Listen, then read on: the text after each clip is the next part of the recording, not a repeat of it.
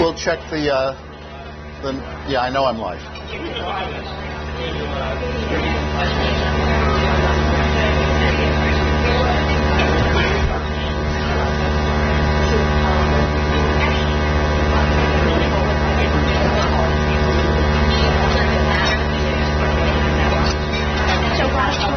When you're done with your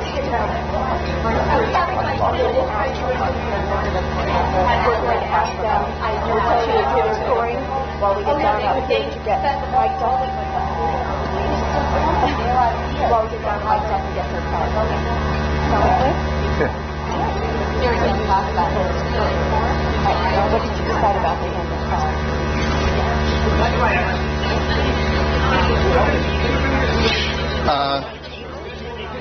Yeah, we'll just put them upside down on the table.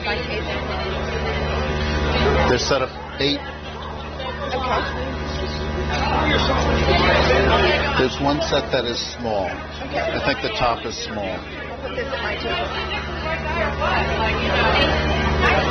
This is small, which is small. This is small.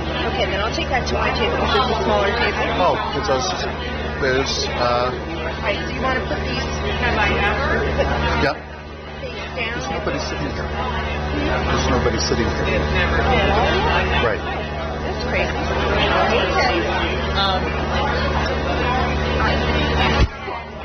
You're what? We'll get going in a minute. That sounds great. That sounds great.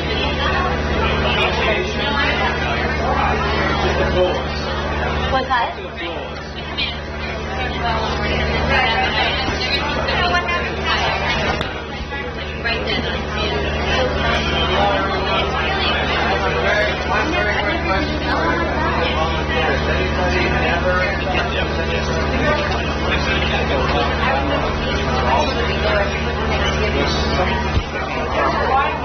Have you ever heard of the concept of cognitive load? Cognitive load? Yeah. Yeah. I never had, all of a sudden I'm going. Yeah. It's a neuro.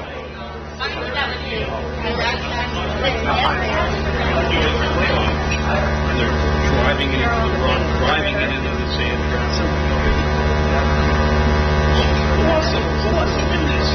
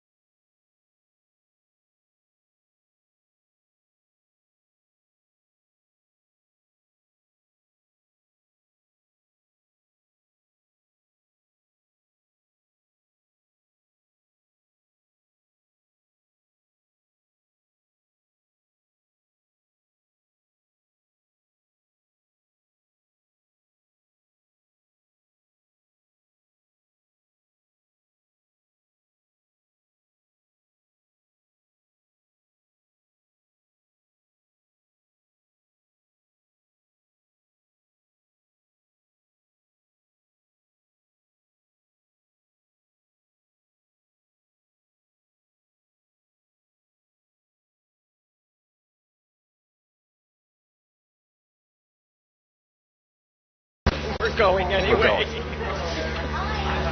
Good evening. Sean's got to finish. He's looking for a volunteer. Just give him for half a second, just a half a minute. Yeah. We'll get going in just the next 2 or 3 minutes. So, yeah, when you're done eating, you can leave.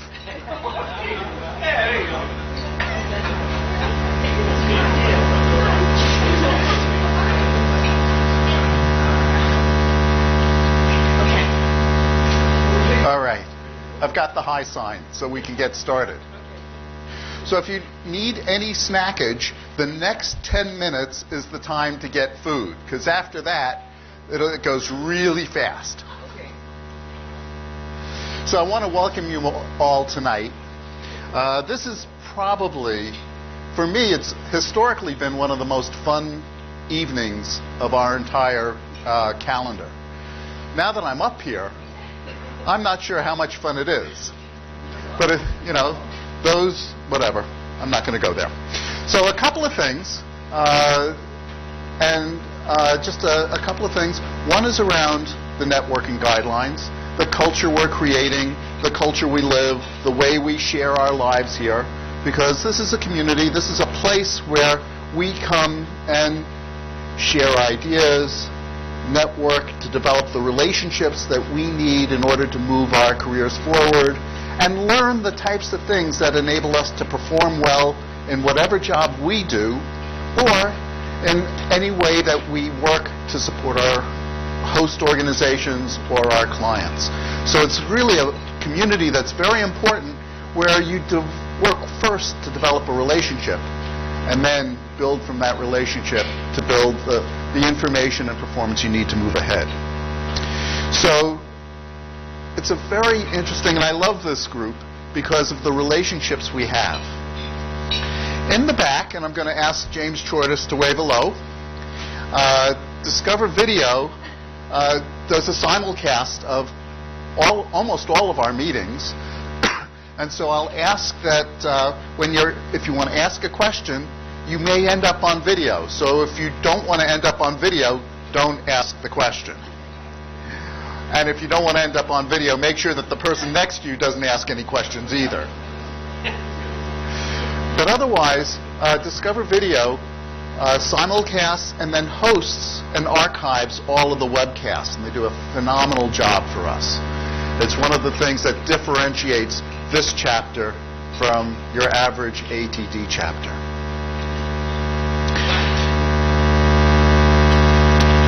In every meeting, you always need to worry about how to get out of here. And it's not a function of the programming.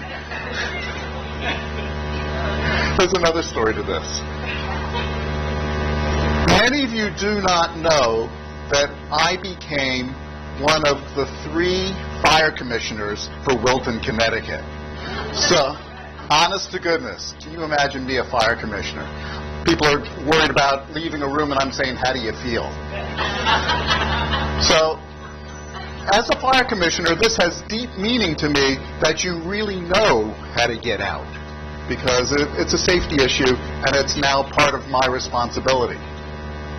So, know how to get out, know where some of the other personal, more primary drive needs can be met other than eating at the side. This is also a very important meeting because many of you voted for the next board members for this chapter. And so I just want to say we had a 55% response rate to that survey. That's phenomenal. I will tell you that Wilton, Connecticut had a $50 million bond issue that was very contentious, and we got 11% of the vote. So I truly appreciate, and the other board members truly appreciate, the commitment and the involvement and the stepping up that people who are members of this chapter do. So what I'd like to do is, there are 4 new board members, and I'd like all of you to stand up, just so we've got Hugh over here, and Sandra, and Steve, and, yeah, there we go. So I want to thank you all for voting, and I want to thank them for stepping up and really living the future. So, here you go. A board member, board member, board member, board member.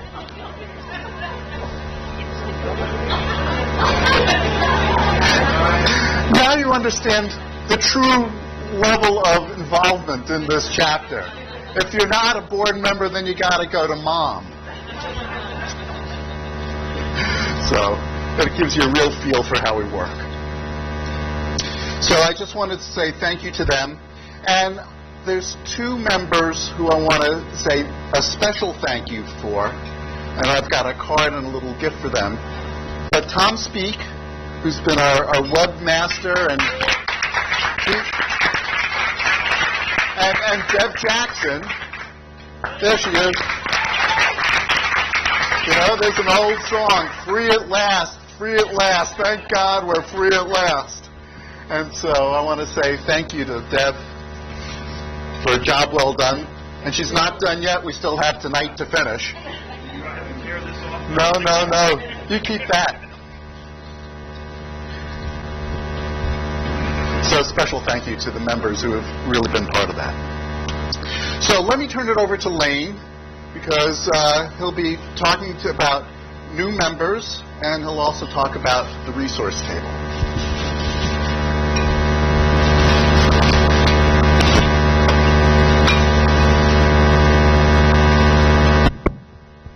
Okay, I'm Lane Rodney, and what we usually do at this time is, are there any new members here? We'd like to have you introduce yourself and just say hello and what your company is or what your business is. Okay?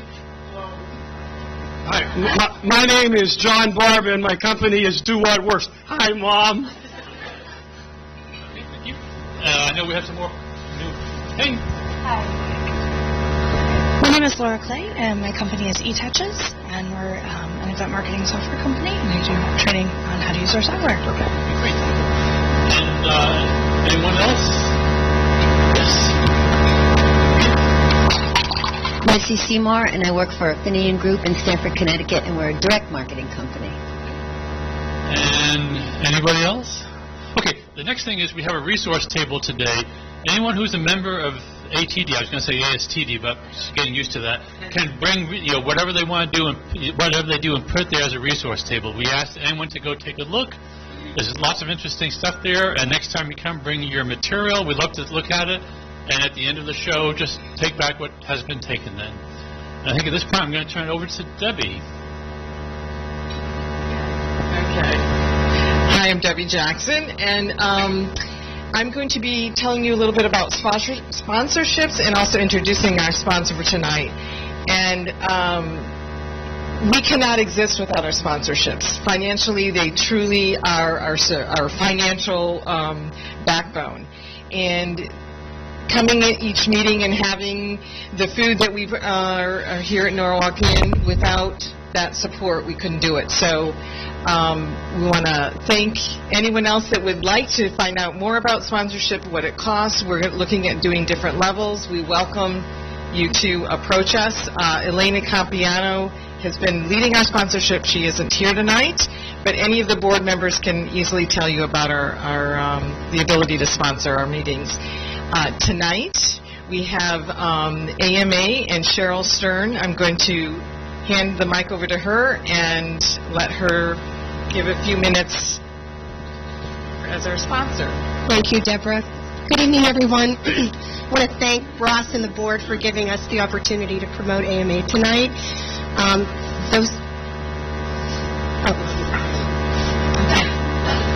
Hi, Mom. Hi, Dad.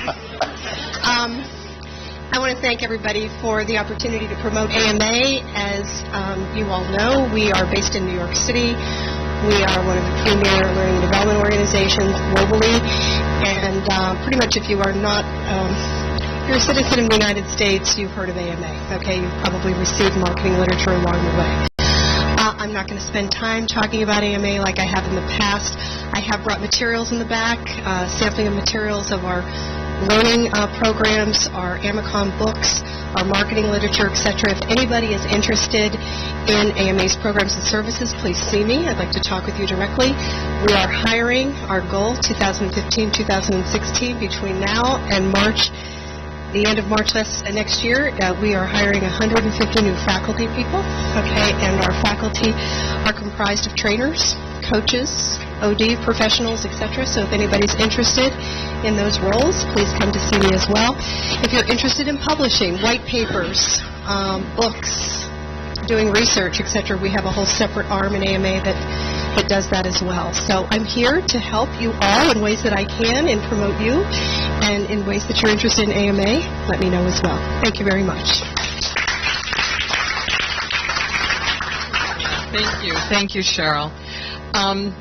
So now I'll switch hats, and we're going to get moving over to programs for our evening tonight.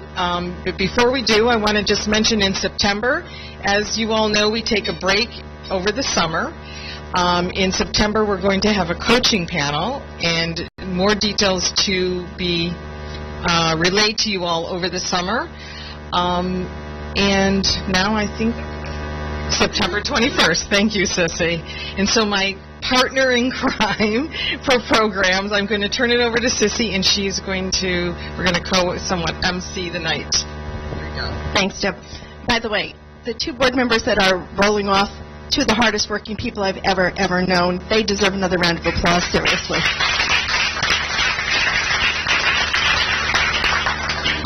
And here we are. Can you believe this? I don't have to say hi to my mom. She's watching, I'm sure. This is one of the most fun nights we have all year. I mean, it just really, really, really is. Before we get started, I just need to ask one question. Which table has the most energy in the room?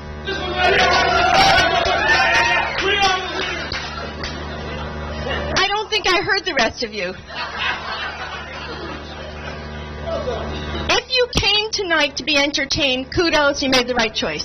If you came to be passively entertained, not so much. Because it's a big participation evening, and we're going to expect that out of everyone in the room. That's really a critical factor to making this an entertaining night. So you have on your tables there some information. Let me just point you in that direction. You have a white sheet that gives you a little bit of information on each of our 4 presenters this evening. And you also have a yellow sheet. I could just direct you to the yellow sheet for a moment.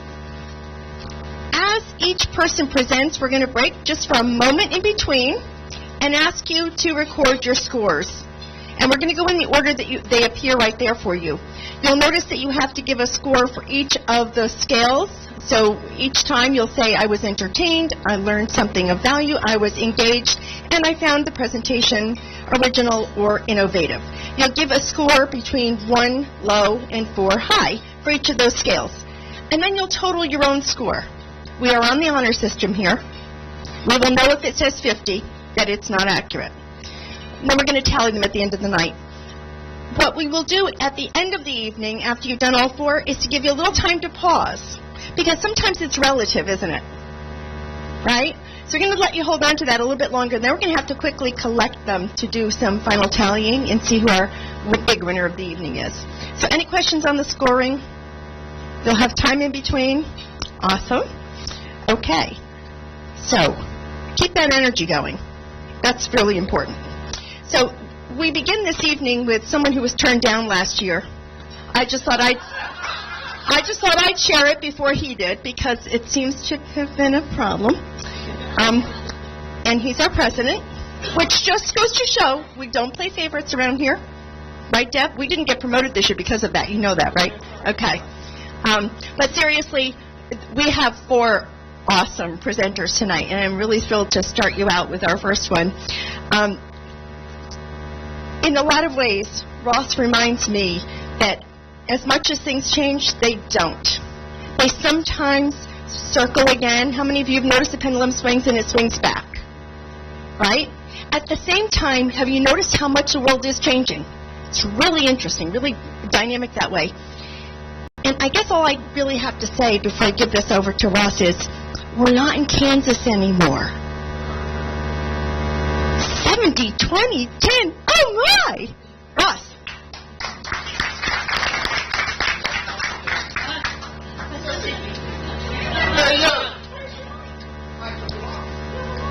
I know. I was told to take it off. But just the mic. James told me. So,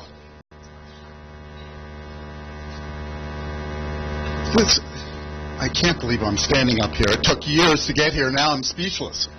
So, how many times have people come up to you, a senior leader, and said, we need a training program?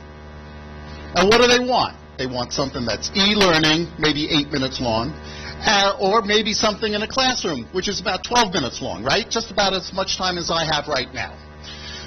And what do you say? Well, or at least that's what I used to say.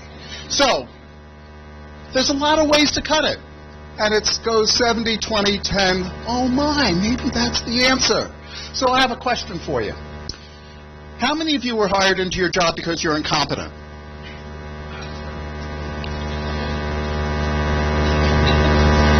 get the same answer, though. And that is, no one was hired because they were incompetent. They were hired because they were good at doing something. And usually it's something related to the job. Otherwise, you wouldn't have gotten the job. So I want you to take a minute, and I'm going to ask you 2 questions, and then I'm going to tell you a quick story. First is, everybody is here because they're successful.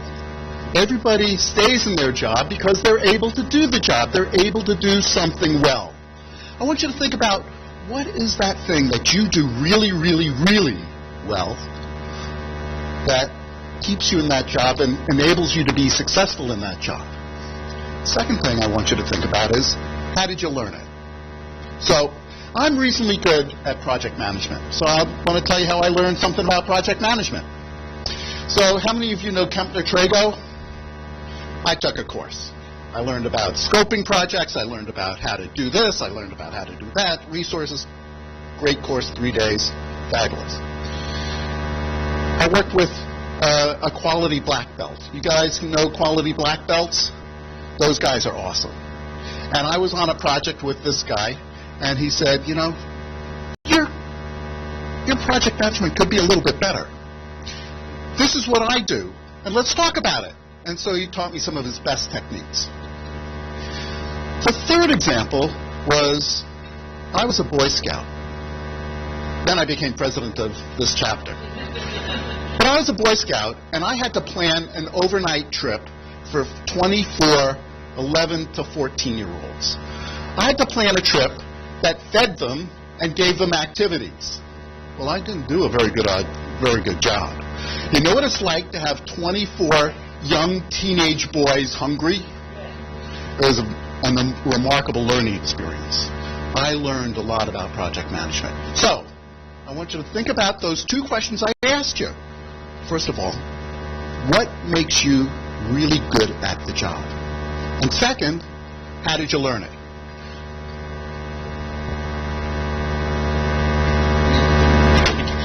Okay, who wants to go first? Who is really good at what they do? Sissy. Provocative. How did you learn that? You grew up hard. Okay.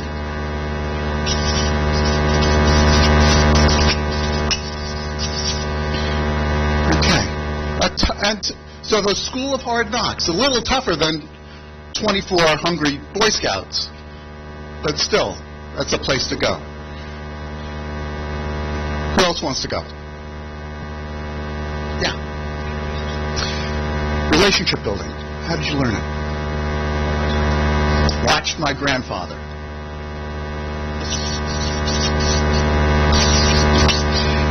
And what did he do that taught you that?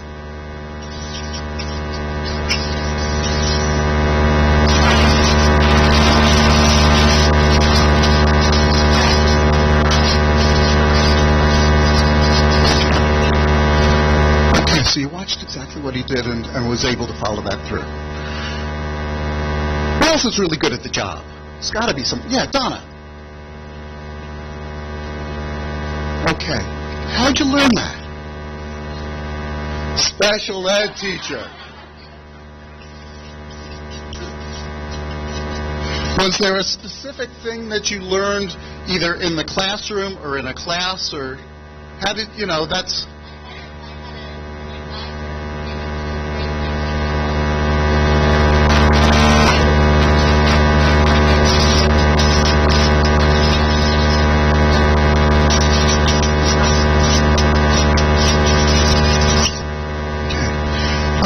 Two more. Yeah, John.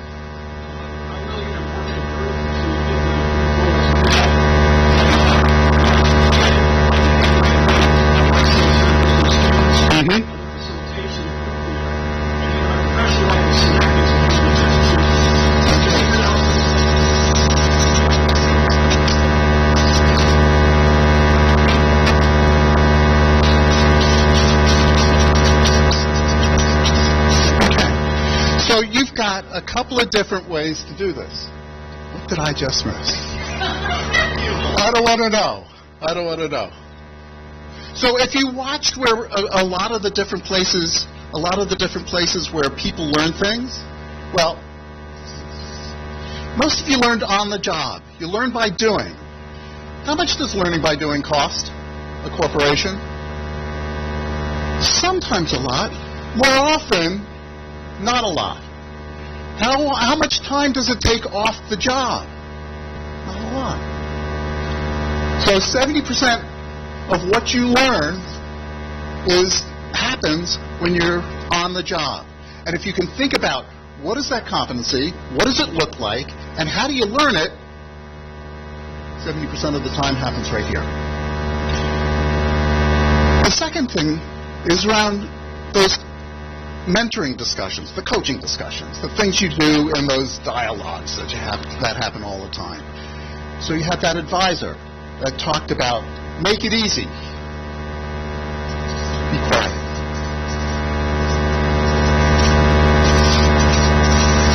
And that's about 20% of the time. So that's your coaching, that's your dialogue, that's your mentoring, that's the interaction that you have with each other. Make sense? How much does that cost in terms of the corporation? Not very much. Have all of you experienced that? Of course we have. If you haven't experienced, then I'm not sure you're a trainer or living in this world. Because all of us have had that. So that's about 20% of the time. So you think about that competency, what does that skill look like, what does that area of knowledge look like, and then you learn about it, and then you get to practice it. Then there's the thing that we've all done, and John was a perfect example of that. That's the facilitation, the synectics. We've all gone through the Train the Trainer. We've all taken the Kepner-Trago program. Very important. About 10% of what you need to know to learn on the job, but very often it's foundational. So you pick that up and learn that. So you've got a handout. Looks like this. And so this has a whole series of, it's on the table. Yep, you picked it up. And what you've got, working from left to right, are the on-the-job experiences, the learning from others. Yeah. Do you notice at this table who was handing out all the stuff? Who had it all covered until you found out that he had it? One of the other presenters.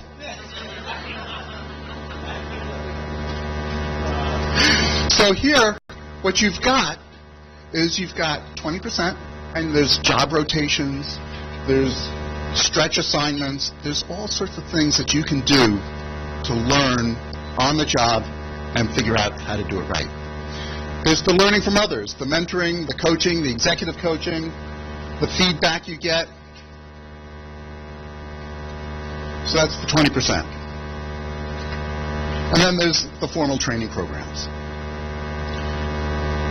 So that gives you a whole range of things that will give you ideas of how to learn, how to develop, and how to drive the performance of people on the job. So that's great. But does it work that way everywhere? And the answer to that is it doesn't. Because I spent time in GE. GE does great geographic relocations. You can go from New York and work in London, and I worked for International Playtex too. And their idea of doing an international relocation was called outplacement. So the same learning works well in some organizations but doesn't work in others. So the next piece is you can have a matrix, and that one looks like this. Here's the other handout. Sean?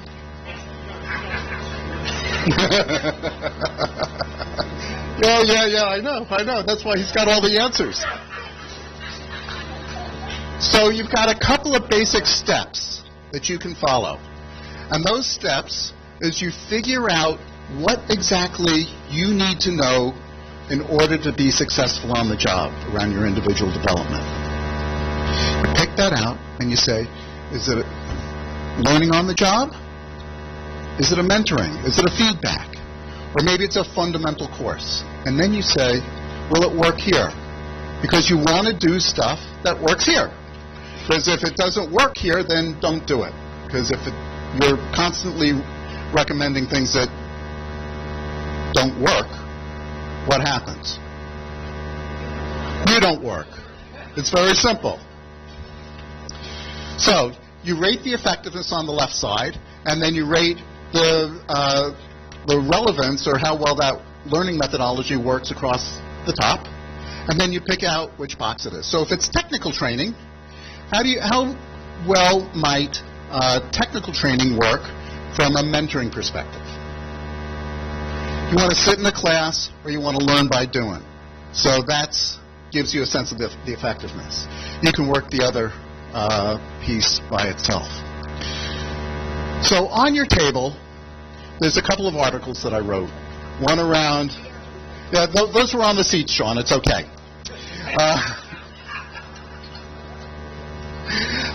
But one is around how people learn ethics. I wrote that article because I worked for a company I truly admired that had over $1 billion in fines because of ethical breaches.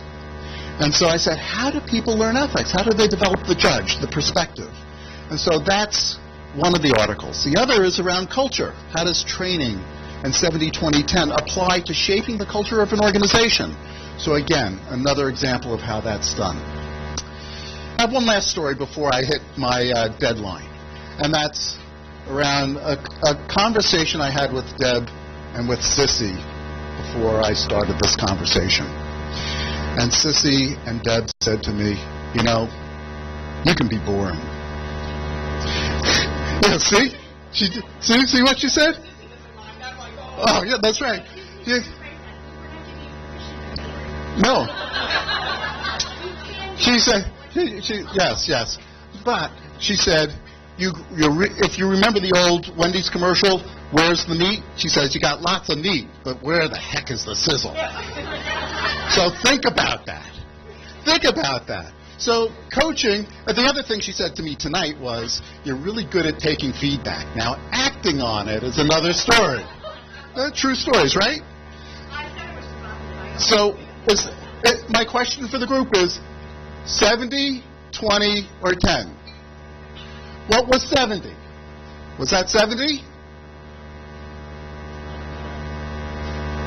So it's actually 20 because she was giving me very direct, fundamental feedback that I got a little of, but maybe I'm still on my learning curve. So thank you for tonight. This was a moment I've been waiting for years.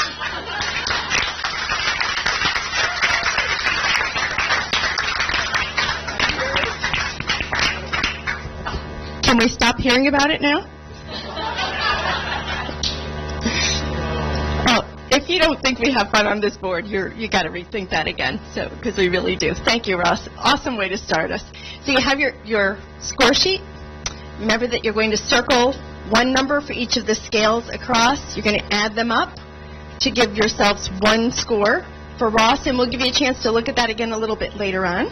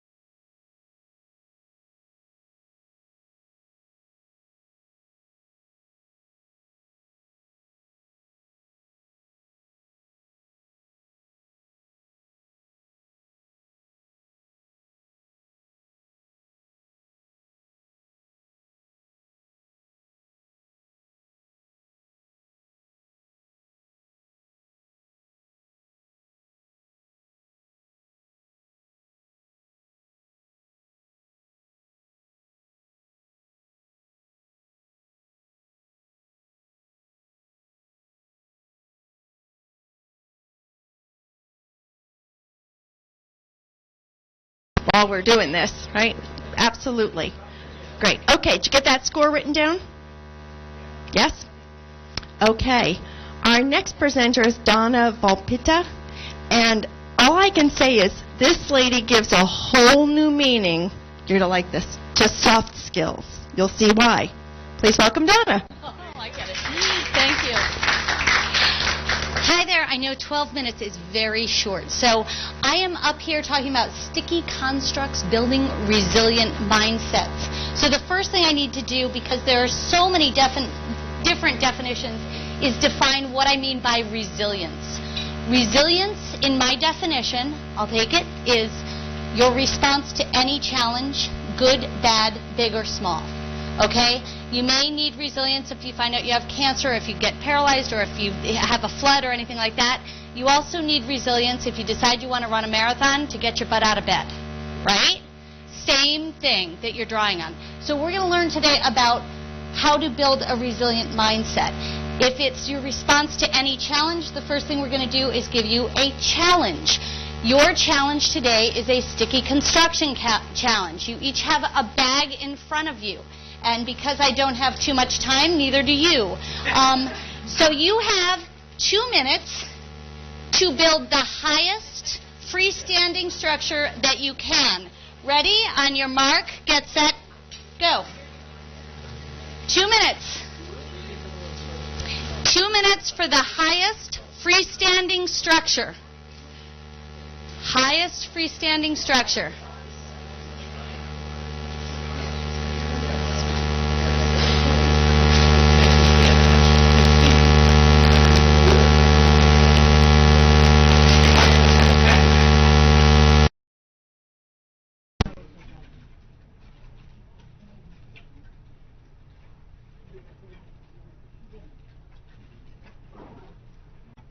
Minute and a half left.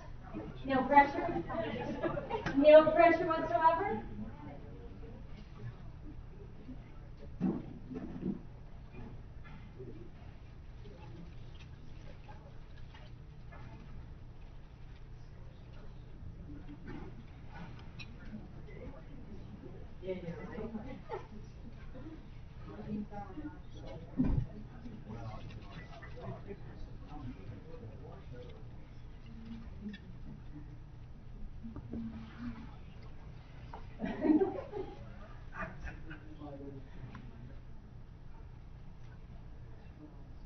Come on.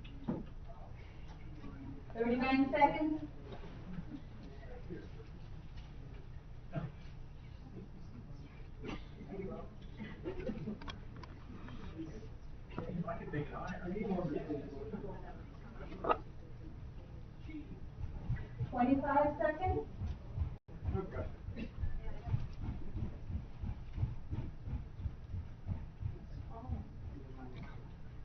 If this is like chopped at the end, I'm going to count down. 10, 9, 8, 7, 6, 5, 4, 3, 2, 1. Move away from your structures. Hands up.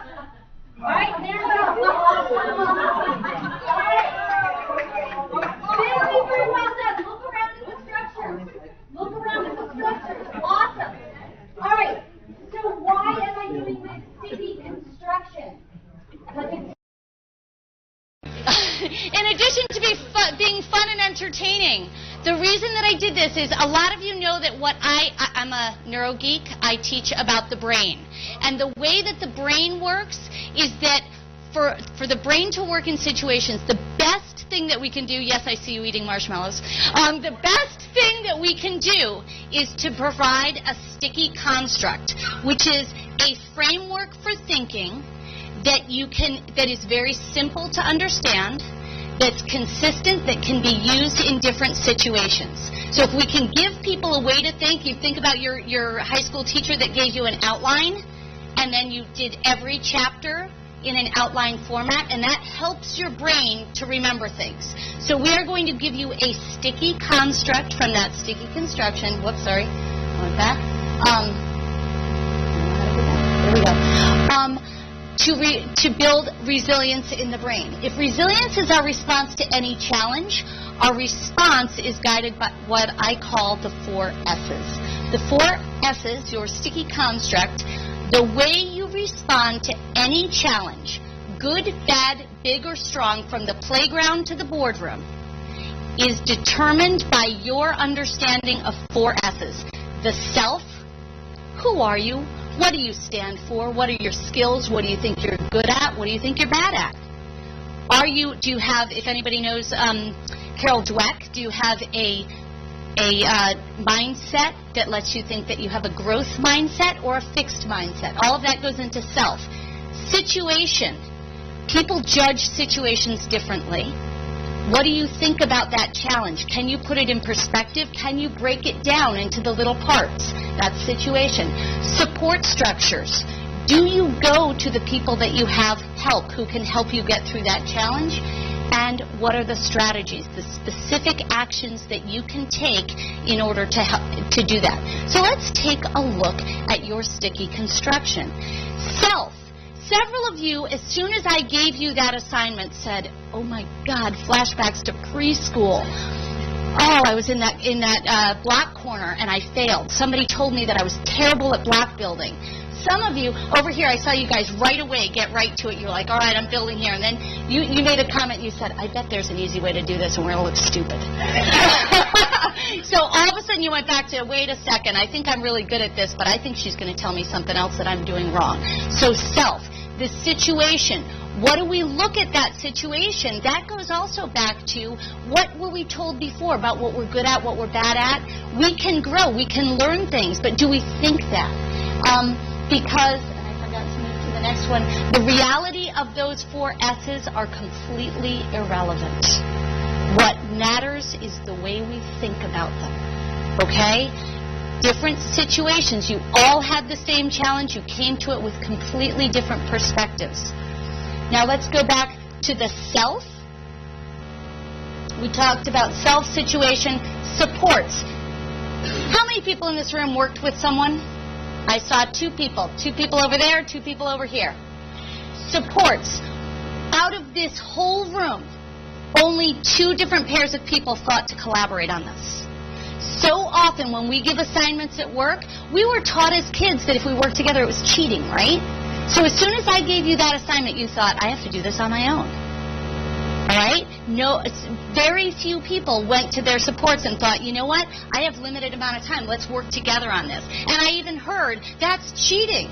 Well, I never said it was cheating. Your assignment was to build a freestanding structure. I didn't even say you had to stick with the marshmallows. Frankly, you could have used anything on your table. But no one thought. I was doing this with my kids today, and they're like, well, can they break the marshmallows in half? I said, sure, I guess. I was like, I don't know.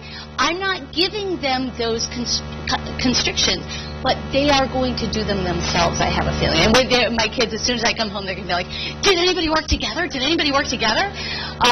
Because it's all about those 4 S's. We don't think about our supports. We don't think about it. And strategies. When you started, everybody started with a strategy.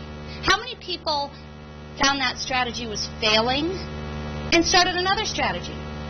Okay? What's that? You stuck with it the whole time? Did it work? Yours was pretty good. How many people are happy with their structure? Awesome. I saw a lot of different designs, and some people were really happy with their structures. Some people not so much. Some people gave up pretty easily. But some people moved to another strategy and said, okay, this idea of building the 4 across. I actually saw you change strategies because I think at first you only had 1 marshmallow there. And then didn't you add on? Yeah, you moved on and added a second marshmallow because the base was stronger, right? So strategies represents what are the actions that we take. What are the actions? If that doesn't work, do we know to switch to a different strategy? Do we have multiple strategies or just one? And eventually, do we know when to give up? Do we know when to cut our losses? One of my kids went to a karate studio, and it said on the wall, never give up. You know what? Sometimes it's knowing when to give up. And that's a strategy. So a sticky construct can be applied to any situation, any challenge that you face. if our resilience is our response to any challenge, every challenge offers an opportunity to build resilient brain pathways, resilient thoughts about ourself, about that situation, about the supports, and about the strategies. And as leaders, and I work a lot, I come from a special ed background, so I work with teachers, I also work with parents, I work with corporate leaders, and a lot of that is going through and really actively thinking about those brain pathways that we're developing. So when we're preparing for a challenge, if we're going into a new project saying, all right, who brings what skills to this table? Let's really think about who we're dealing with. Let's think about what are the strategies that we're going to do. Do we have any supports that we can draw on here? What's the challenge? Can we put it in perspective? Can we break it down to doable items? Then during whatever challenge we're facing, if challenges come up, saying, wait a second, what are our strategies? Let's get back to, do we have any supports who can help us handle this? Who else can we go to? What can we do to move on from this? And then afterwards, and this is the piece that is often missing, is the reflection piece. The reflection is, did our strategies work? Did we use the partners effectively? Do we have something that we learned about ourselves? Because mindset does matter. And all of us, is anybody familiar with Carol Dweck's work? Excellent. Carol Dweck is a researcher out of Stanford University, and her work, what I love about it, is it applies across different disciplines as well. And she found out, she actually did the research, to find out that people who think that your skills are fixed at birth, that you're either good at math or you're bad at math. People who think that they're good at tennis or bad at tennis, we'll give the introduction here. If you think that skills are fixed, you will not work as hard. You will not be as successful. People with a growth mindset who think that they can do better become better. So mindset really matters, and the things that we think about matters, and we can use that opportunity. I'll leave you with, I work on an education program with this guy, Chris Waddell, and our theme is, it's not what happens to you, it's what you do with what happens to you. We all face challenge. Good, bad, big, or small. He's clearly faced a few challenges. He was paralyzed his Christmas vacation at college freshman year and went on to become the most decorated male Paralympic skier in the world. First paraplegic to summit Kilimanjaro. It's not what happens to you, it's what you do with what happens to you. And that is what being resilient is about.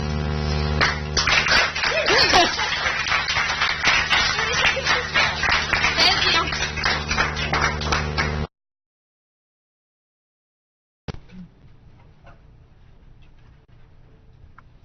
Wow, that was fun. And you can eat the marshmallows. Some of us were cheating. I still have your score sheet there. Go ahead and take care of that. That's almost all we were.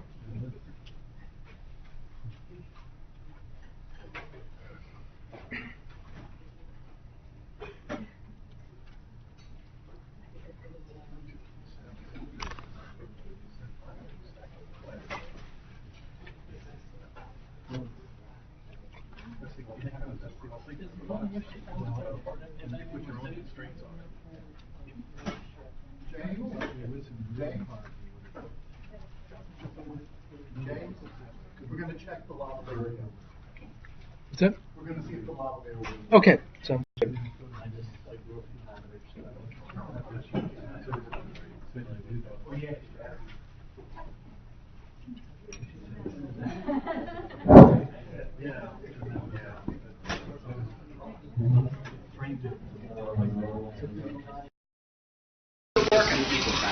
Would you prefer this?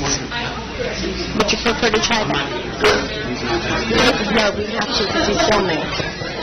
So one or the other. I know it's killer. You want to try that then instead?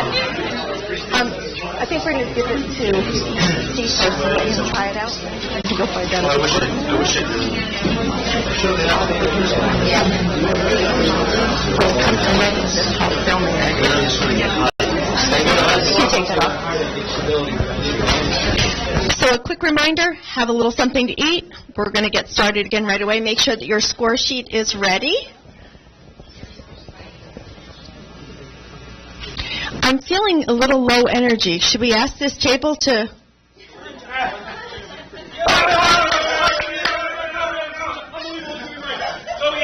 Coffee and cookies. What are my bids to get them to stop? Anybody want them to stop?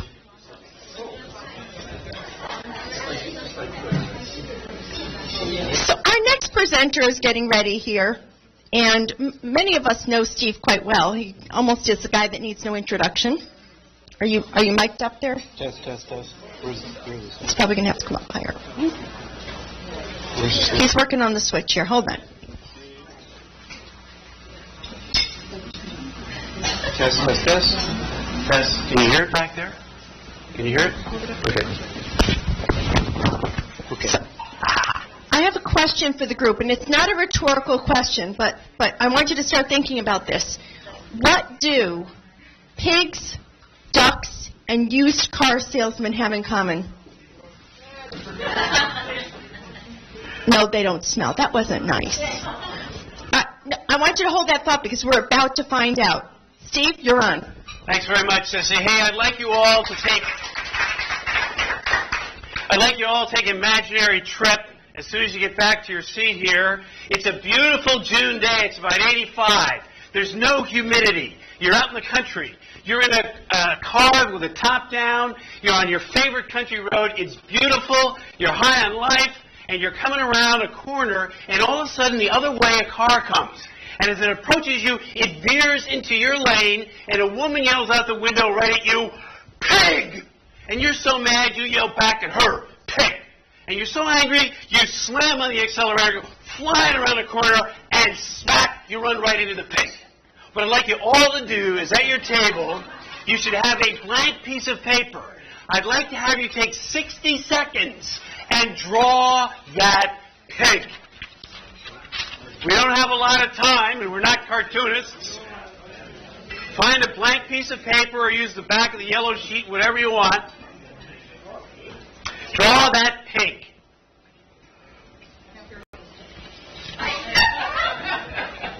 Whatever.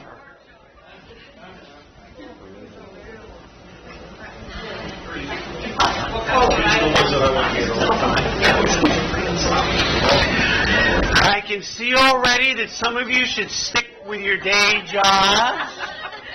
But a couple of you might want to send away to that art school. You got some real talent here. Okie dokie. Since time is limited, what I'd like you to do is just at your table, show your table mates what your pig looks like. All right. Yeah.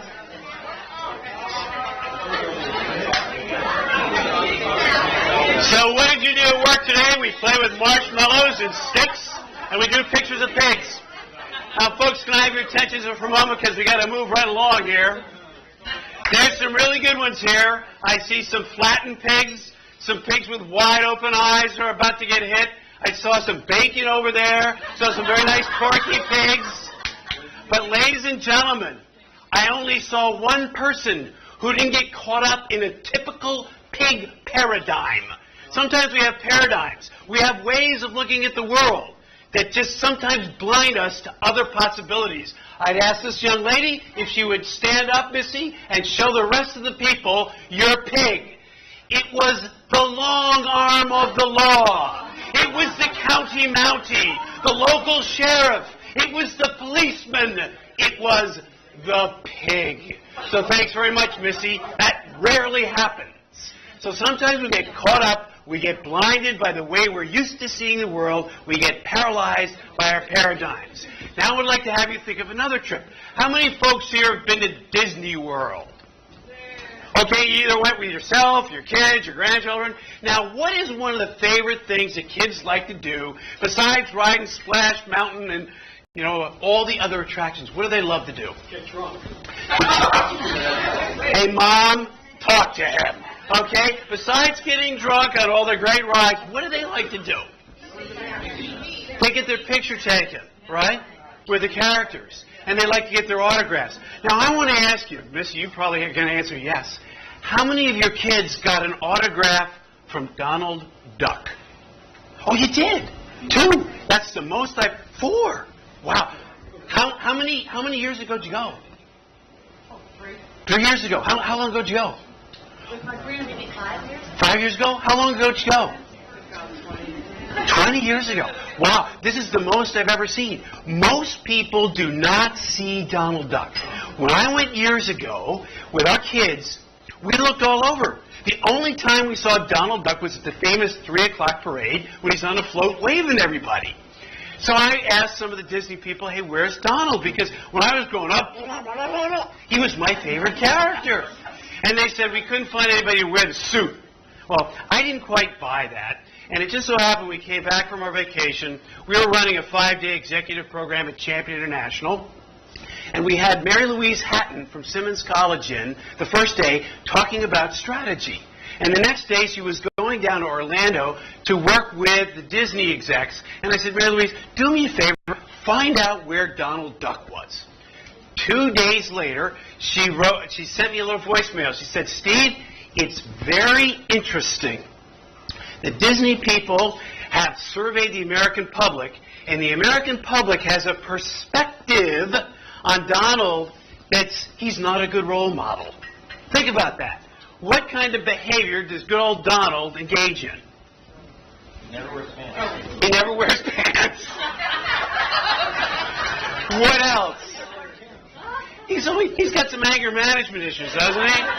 He doesn't exactly have, he rants, he raves. He's just, the perspective that people had was he just was not a good role model. Now, I understand that if you go to Denmark, they love him there. But it's a different culture, a different cultural perspective. Now, it's very interesting about Donald. About 2 weeks after I got that call from Mary Louise Hatton, I got a very nice note. It was in this envelope arrived at home, had all sorts of magical pixie dust on the outside, and I opened it up, and if you can see the letterhead, it says, from the desk of Donald Duck. It said, Dear Mr. Gardiner, so sorry I missed you on your last visit to Disney World. I got so busy, we couldn't see all the guests. I know it's not quite the same, but please enjoy this autographed picture of the #1 Donald Duck. I said, Disney's brilliant. As soon as I showed that to my kids, we had to go back, all right, to see Donald. So the thing about it is sometimes we've got to be careful that one perspective that somebody has may be a completely different perspective than somebody else.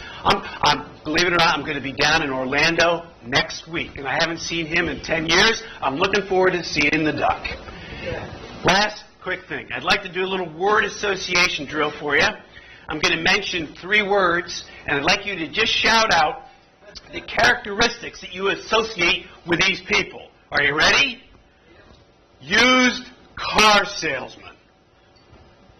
Slimy, snaky, pushy. What's that? Glib. All right.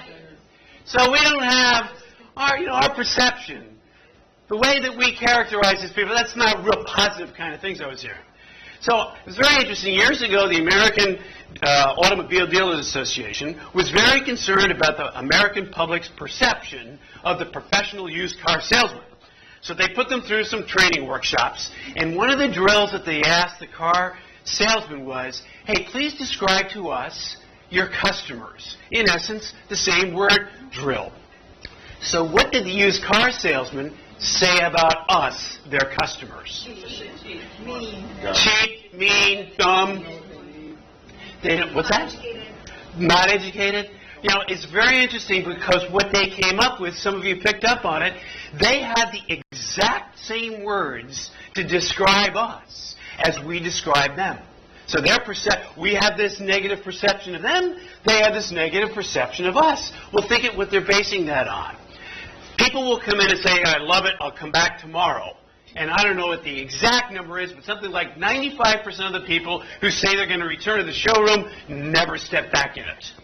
Or they'll come in and they'll flat out lie. They'll say, that car only has 150,000 miles on it, and they know for a fact that it's been rolled back. So it's interesting that we have perceptions, and people have different views of people. The reason I talk about paradigms, the reason we talk about perspectives, and the reason why we talk about the power of perception is if you're having a conversation with somebody, and perhaps you have a differing point of view from that person. Maybe you're even having a major or a minor disagreement. I would ask you or encourage you to think of the power of those 3 Ps. Maybe you need to ask yourself, am I allowing my paradigm to blind me to other possibilities? Can I ask that person, or can I explain to that person their perception or their perspective as well as they can talk about it? Maybe I need to seek first to understand what their point of view is. What is it that that person has experienced that would lead them to have that perception or that perspective?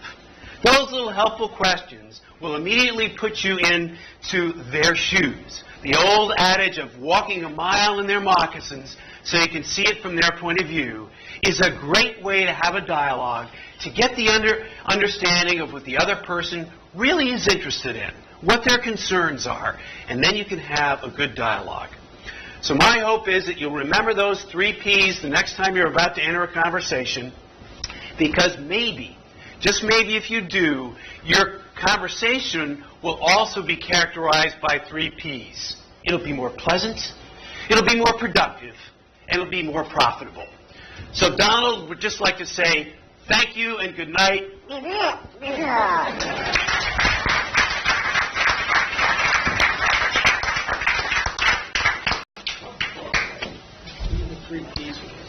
Yeah, I've got a little sheet on your way out. It's perceptions, perspectives, and paradigms. I've got the questions. You can get a sheet on the way out. Thank you. Okay. Oh, everybody's scoring. Look at this. This is really good. Time to do the scores. Okay. Hit him out of the ballpark. I don't know. It's kind of hard to follow Donald. I mean, really. Kind of got the bar up there.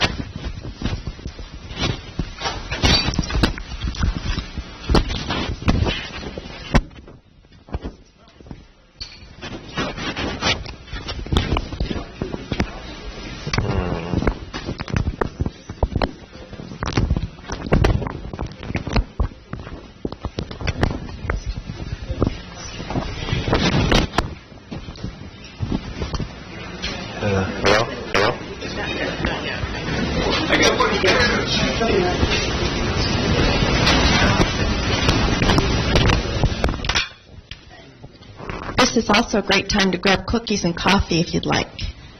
I recommend the chocolate chip. I think they're all gone. Was that you? Okay. Just saying. Just saying. That's right. Donna? I'm good, thank you. Preschool? Yeah, we're going to just give you a minute to grab some coffee quick and we'll get started. Hello. Can you hear me okay?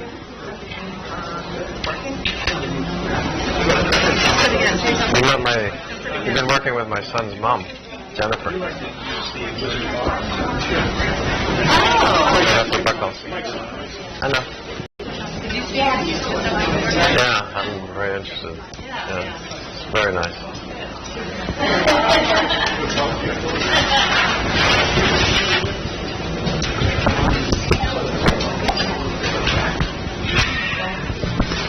Also, while we have a moment, we might be waiting to do that until they do their whole. They might be changing. Just to make this a little bit easier, after our next presenter, which is the 4th one already, that went by really quickly, we're going to give you just a few minutes to finish your sheets. Please make sure, the only thing we're going to do is take the 4 numbers that you have in those grayed out areas, and we're going to throw them into an Excel so we can quickly come up with our winner tonight. So when you are done and ready to hand us that sheet, make sure that you have tallied all of the circles for each of the performers for the evening. Any questions on that?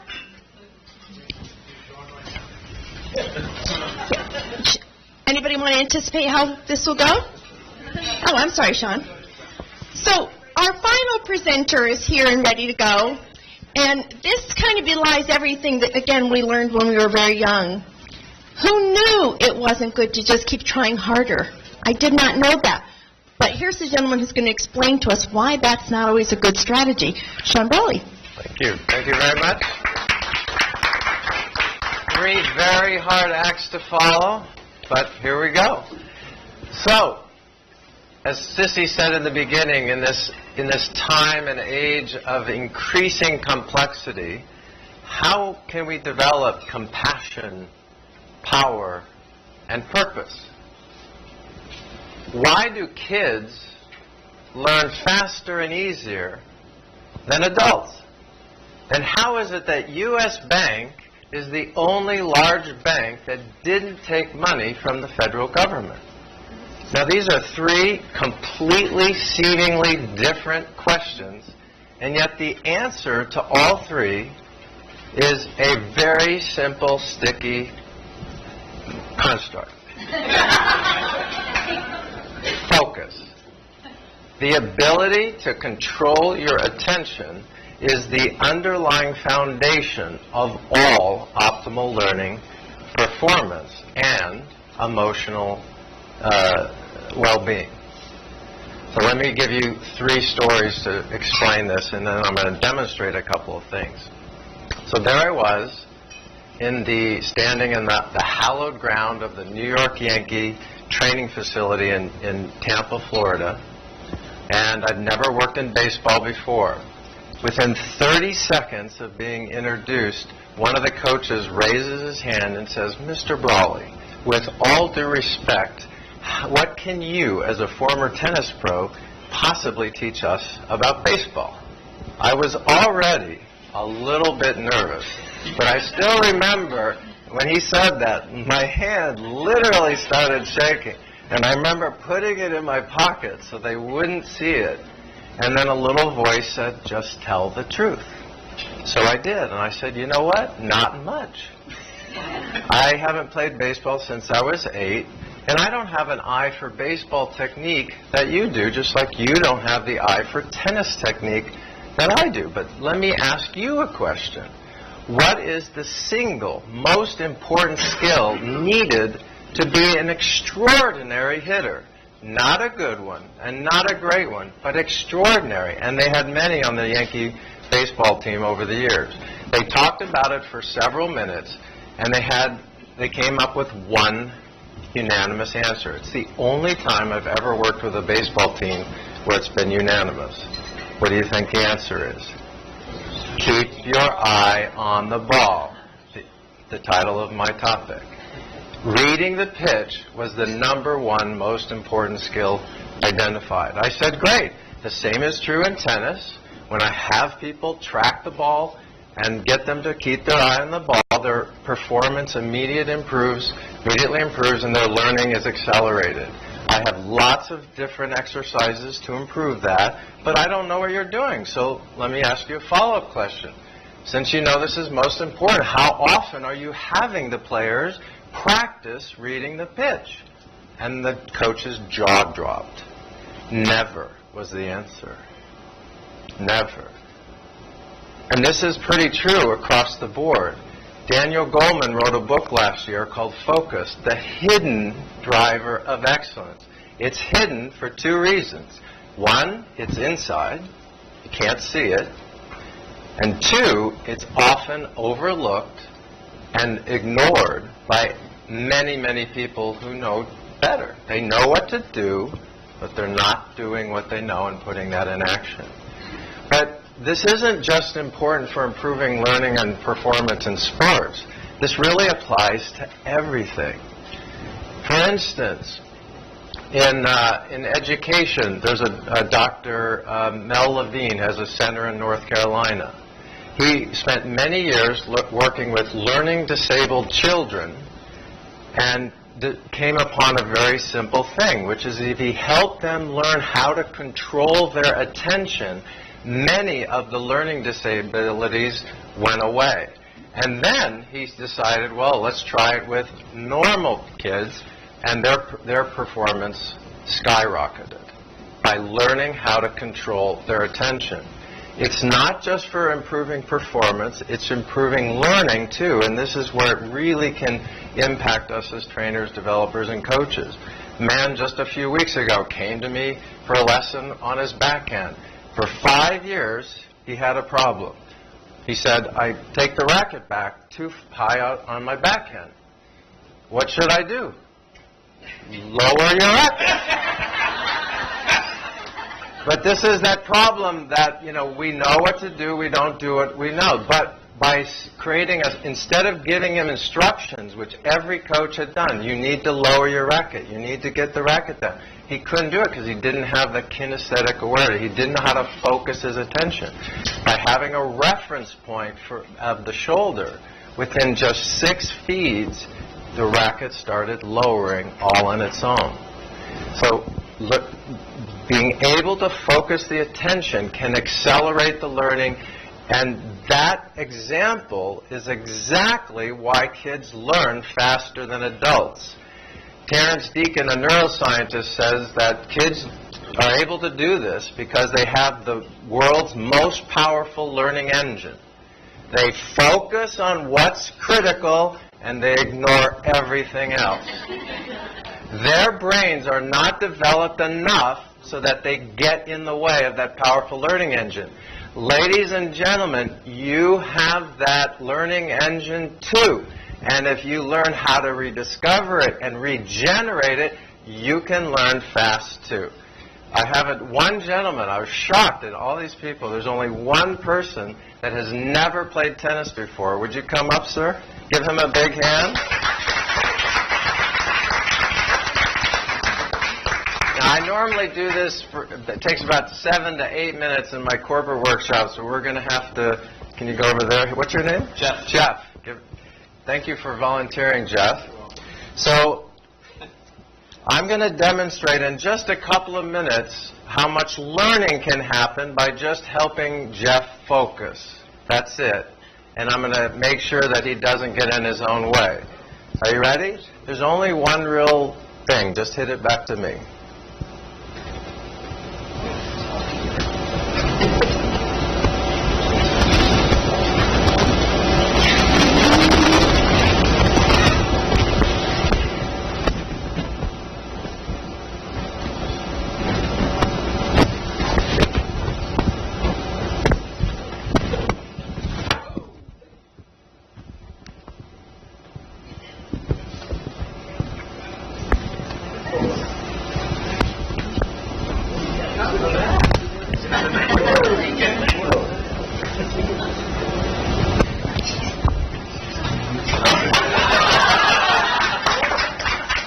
Give Jeff a big hand.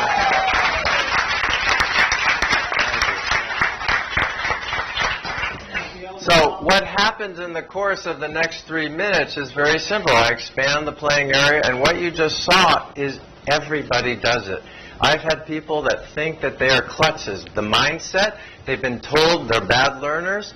They do this. There's no I've never met an uncoordinated person. The natural learning, but it's focus of attention. It cuts through all the BS that's going on in our head. If you can quiet that mind and just focus on what's important, we still have that natural learning ability. And I like to now give everybody an experience. So this is what it's like to feel focused. I can give you words, but it's a feeling. You may need to stand up. Sorry, you're going to have to work a little bit. You need to see the ball bounce. When the ball bounces, say bounce. When the ball hits my racket, say hit. If you can't see it, then move to get in position. Now, theoretically, we should all be in unison. Okay, you ready? Bounce it, bounce it, bounce it, bounce it, bounce it. Bounce it, bounce it, bounce it, bounce it, bounce it, bounce it, bounce it, bounce it, bounce it, bounce it, bounce it, bounce it, bounce it, bounce it. Raise your hand if you made a mistake. Okay? I heard a number of mistakes. Somebody's not owning up to it, okay? the vast majority of the mistakes that we make are mostly from losing attention, losing our focus. And then we make up a story in our head of how dumb we are and da-da-da-da. But really, the foundational reason for most, at least 50 to 60 that I've seen, just on a tennis court, golf course, and the people I coach, is just losing attention, not focusing in the moment. Okay? Now, what did that feel like to be focused? And then what happened to you at the end? How did you get caught? How did you lose focus and not follow the instruction? There's a pattern. Okay? There's a pattern. Did you hear the tone of your voice in the beginning? That is focused and engaged. But what happens is the brain is set up to detect threats.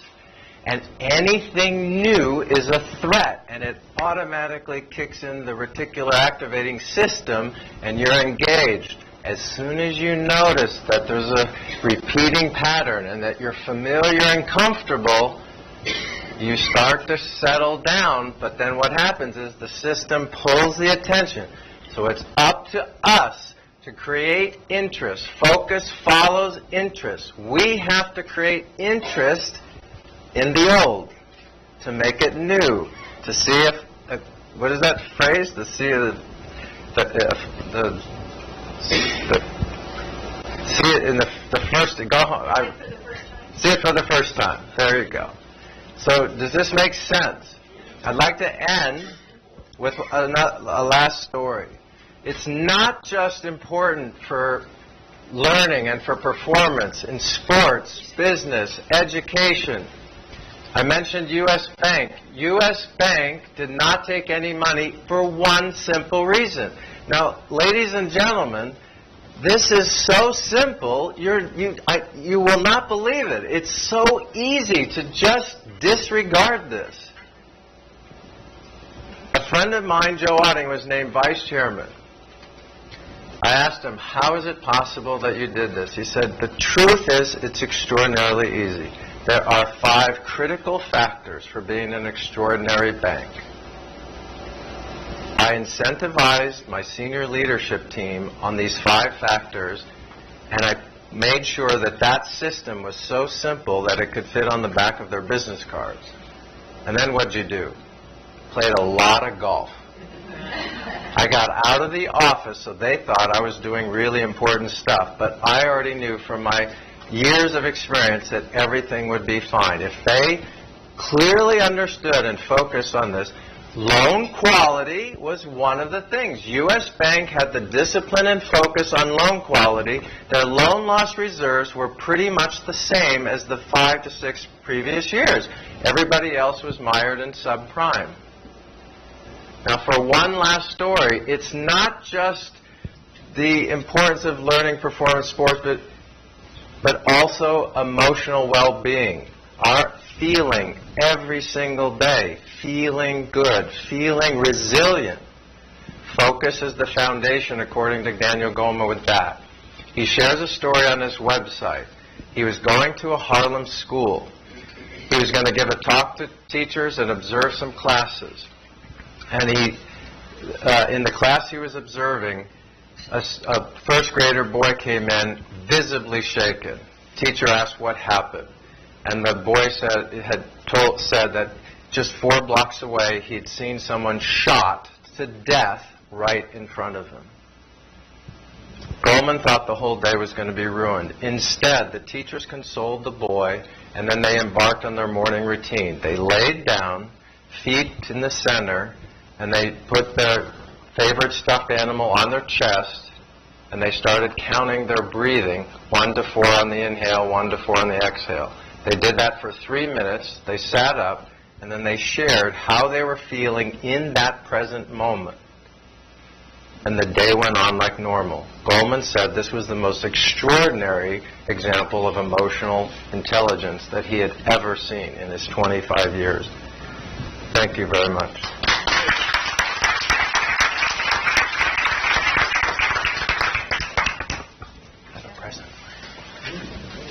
Thank you. Okay, if I had known he was going to make me look that good, Jeff, I would have done it. That was pretty cool. Okay, so we need you to finish up your score sheets. Make sure that there's a number at each of the gray areas.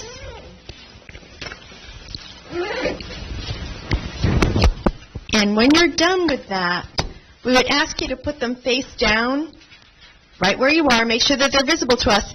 We will now do another great activity that we're known for, and that is to spend some time networking amongst each other. So as you make your way over to the coffee and cookies, just spend some time with each other.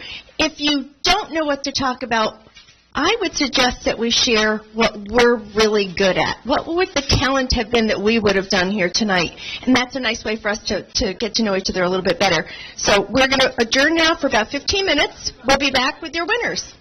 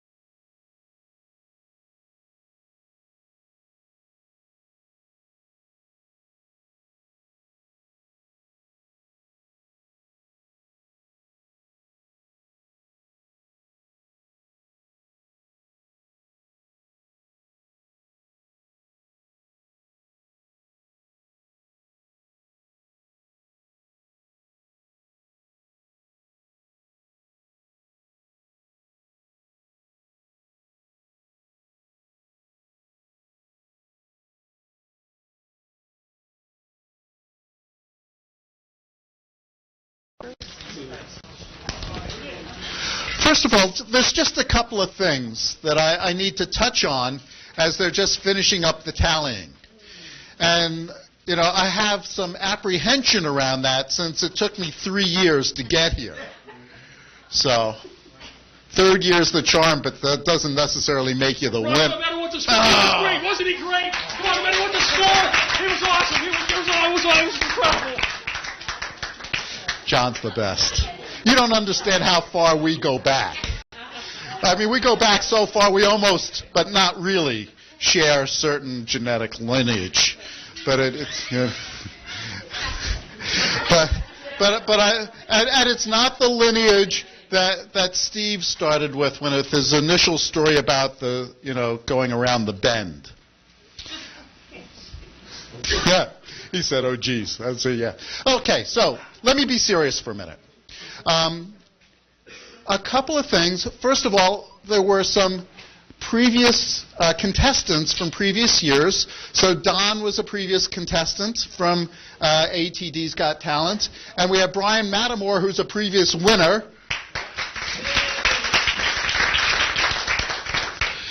And then one thing I neglected to talk about were the communities of practice. You know, part of what we do as a community is to create the context and the connections so that you can learn and connect and get resources so you can be really great at what you do. So what is that, 70, 20, or 10? But I will tell you that we have two communities that are very active right now, one in coaching and one in human capital analytics. So, Richard, if you would just talk about, one meets tomorrow, one meets on Wednesday. So, Richard, if you want to just take 2 seconds on that. Yeah, really briefly, you know, we are running these communities of practice, COPs, around what we think are not only trending topics, but topics that will hopefully improve or enhance each of your practice fields, because people who are into that topic are obviously practitioners for the most part. So tomorrow night we have I4CP, a woman, Amy Armitage, who had presented here, speak about their latest workforce analytics research, and it's around tools and tips and trends, so it's really going to be practical.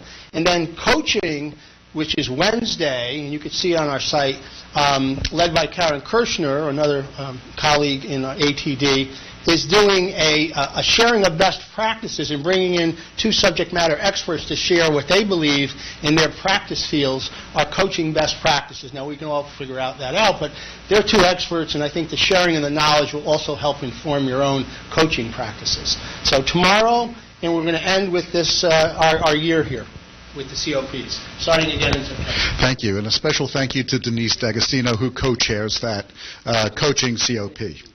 So, back to the American Management Association. They got stuff.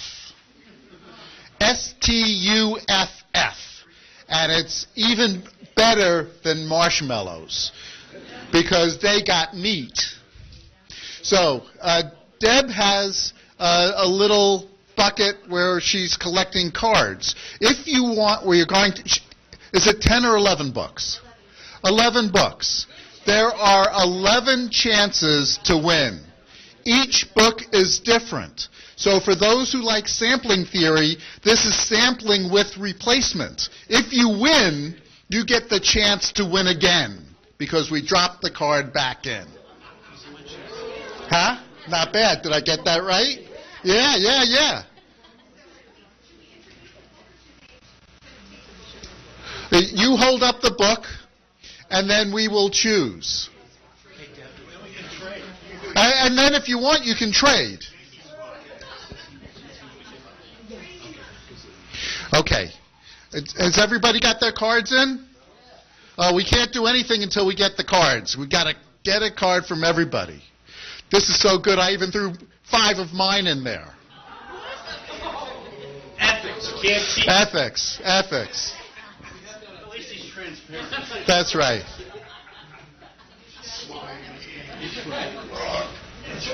John Barb. Your mother. This book is called It's All About Mom.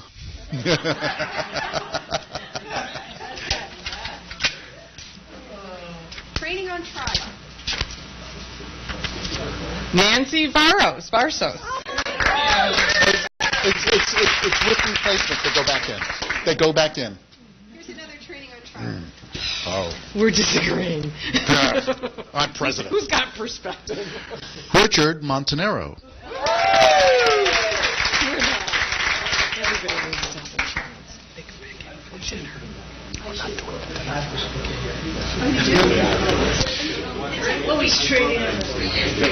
Are you ready? Tim Manco.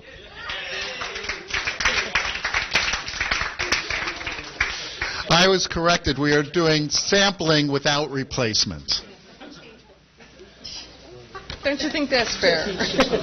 Everybody gets a shot. Lead with a story. Sissy McKee.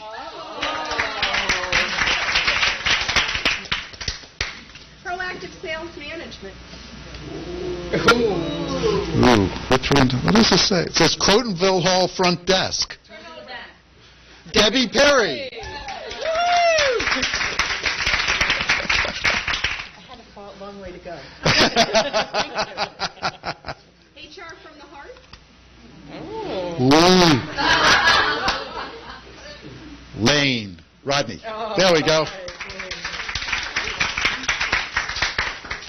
AMA handbook on leadership. Michelle McKinnon. Hey, Michelle.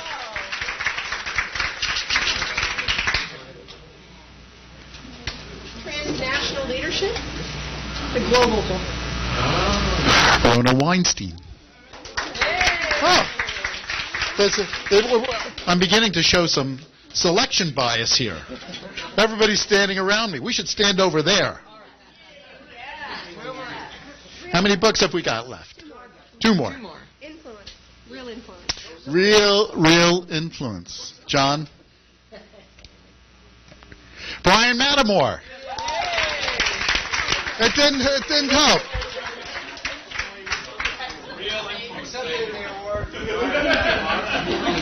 And roadmap to strategic HR. Kim Godwin. Finally. I didn't get anyone from that table. That good? That's good.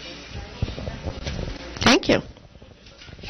Cheryl, thank you very much. That was very, very generous. We really appreciate it.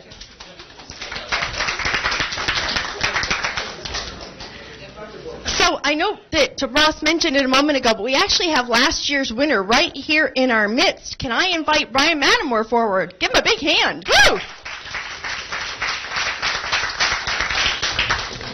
He had us pretty much cover these walls with paper in 12 minutes' time, so it was quite an accomplishment.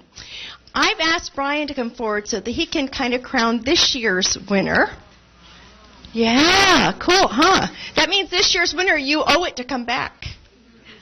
You've got to come back, right? Yeah, and actually I want to say something. Please do. By the way, anybody who's thinking about doing this next year, I would highly recommend it, not only for the people and the stuff you would share, but the process of bringing it down to 12 minutes is really, really interesting and hard and valuable for the presenter. Is that not so, presenters? Yes, yeah. Okay. So you're going to announce the big winner. Okay, I'm going to announce the big winner. The big winner is $100 gift certificate. $100 gift certificate. Sean Brawley.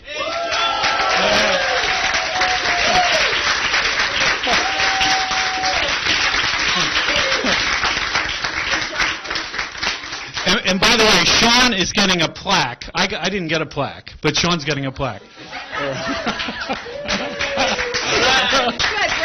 We'll call it a plaque. We'll call that a plaque. Very much. Yes. Nice job. Sean didn't tell the story. It's worth it. Tell the story about... You tell it. No, you tell it. Okay.